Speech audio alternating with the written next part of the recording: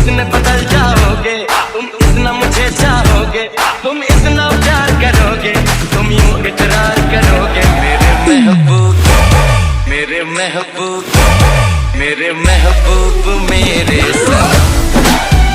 शुक्रिया